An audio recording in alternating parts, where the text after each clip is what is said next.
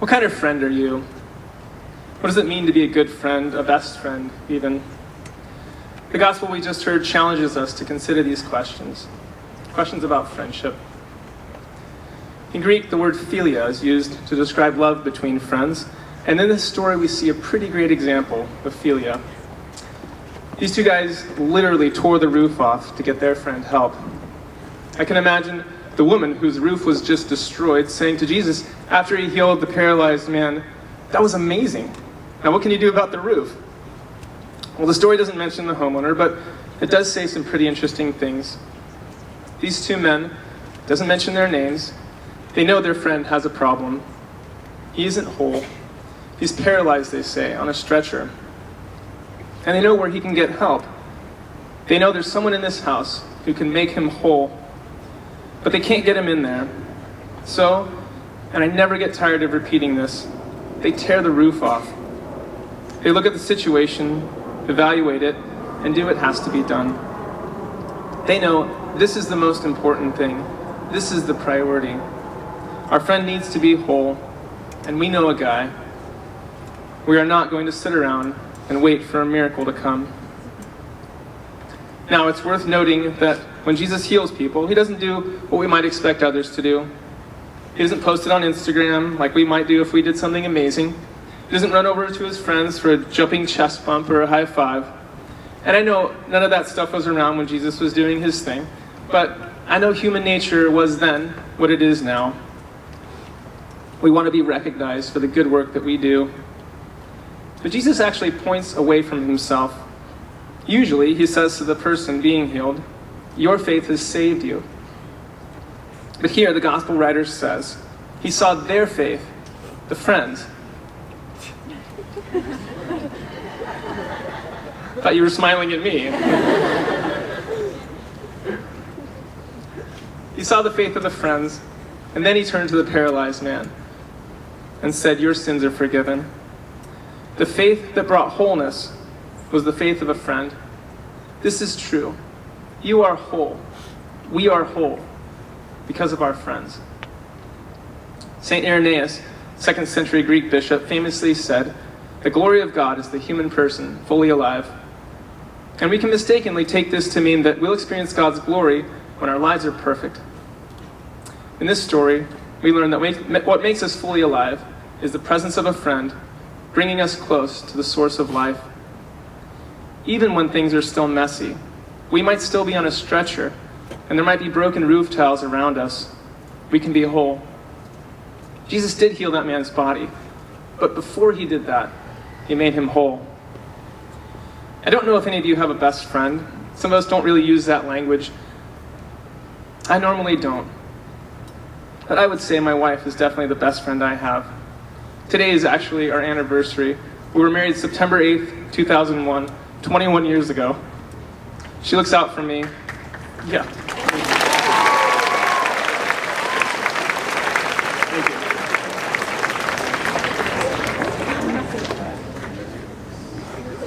This guy's just going. She looks out for me. She sees what keeps me from being whole, even when I don't, and does whatever she can to help me to get to a place of wholeness. And I do my best to be the same for her. But when I look around here, I have so many examples of friendship.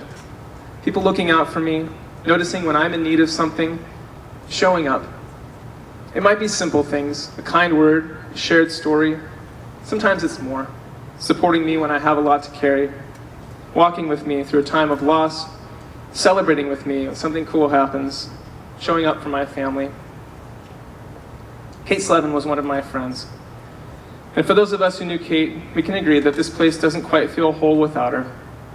We don't quite feel whole. I felt a little hesitant to talk about her today. I thought about maybe not talking about her or asking someone else to speak today and honor her because I know so many people here knew her longer or worked more closely with her. But I can say that when I was with her, whether it was on a train in India or in the doorway of my office, when she was speaking to me, I felt like her best friend in the world. And I think in that moment, I was. Because what does a best friend look like? It's one who really sees us, really listens, and recognizes where we might need to be made whole, then invites us to that wholeness. In fact, brings us to it when we can't get there ourselves. Kate was a master at that. And for those of us that knew her, I think we can agree that it's important for that spirit to remain in this community.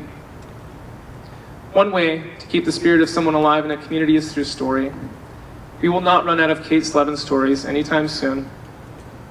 I bumped into Mr. Fallis on Tuesday and he told me a classic Kate story. You should ask him, it's a good one. I have some great ones from our trip together in India. There are some strange and hilarious tales out there, some that only Kate could have pulled off. But many of our stories are about her just being there, stopping into campus ministry and asking us how we were doing, and staying long enough to listen, asking a student in the hallway that she had never met before how their day was, knowing from the way they were carrying themselves that it wasn't going well, and sending that student off a few minutes later better than they were before. Not unlike the friends in this story, showing up, looking around, and recognizing this is what needs to happen. This is the most important thing. Another way to keep a person's spirit alive in a community is to be for others what that person was for us. I can't say that every time someone is kind on this campus, or present to listen, or stays a little longer when it's clear someone just needs a silent presence for comfort. I can't say that when one of these things happens, it is directly because of Kate Slevin. But those are the gifts that she shared with us. And those are the things that make a community whole. We are made whole by the presence and actions of our friends. Kate was my friend, one of the best I've had. And the situation didn't always require her to tear the roof off for those she loved. But you always knew that she would. Many of us remember Kate, but many more will know her spirit from the kindness, support, fierce friendship, and boundless love that they experience here at Midi. I am confident that that will live on in our community. I was texting a friend yesterday and mentioning that I was giving a talk today on this gospel reading and that I was a bit nervous.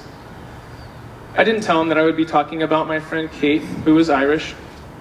He said if it helps, there's a poem called Miracle about that gospel reading by Seamus Heaney, who is Irish. Of course there is. Miracle by Seamus Heaney. Not the one who takes up his bed and walks, but the ones who have known him all along and carry him. Their shoulders numb, the ache and stoop deep locked in their backs, the stretcher handles slippery with sweat and no let up, until he's strapped on tight, made tiltable and raised to the tiled roof, then lowered for healing. Be mindful of them as they stand and wait for the burn of the paid out ropes to cool, their slight lightheadedness and incredulity to pass, those who had known him all along. In the gospel story we heard today, Jesus teaches about friendship. It's a lesson that so many of us here learned from Kate, maybe the best lesson she taught. It's a lesson about paying attention, knowing what the people around us need, and doing whatever we can, ripping the roof off if we have to bring our friends to wholeness. Our liturgical theme song this year challenges us. Why sit around waiting for a miracle to come when we can be one? I know because of this gospel, because of my friend Kate, that it's possible to be this kind of friend, to be a miracle of God's love in the world. And I want to be one. Don't you?